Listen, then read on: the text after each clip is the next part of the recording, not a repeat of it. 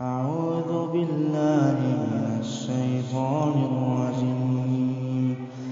وأوحي إلى نوح أنه لن يؤمن من قومك إلا من قد آمن فلا تبتئس بما كانوا يفعلون واصنع الفلك بأعيننا ووحينا ولا تخاطبني في الذين ظلموا إنهم مغرقون.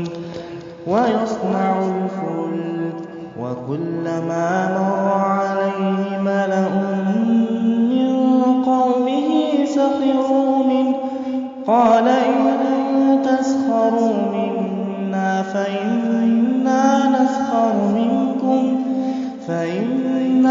نسخر منكم كما تسخرون.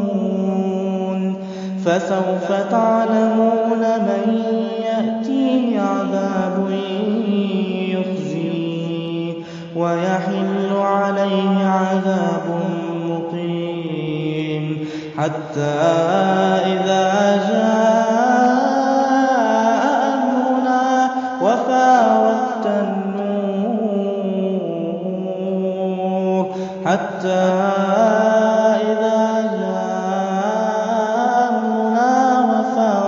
النور قل نحمل فيها من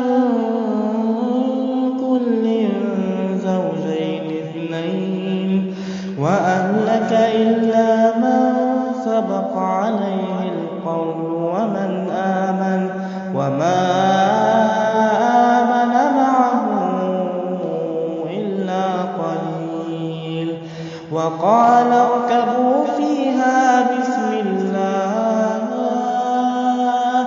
بسم الله مجريها ومرساها إن ربي لغفور رحيم.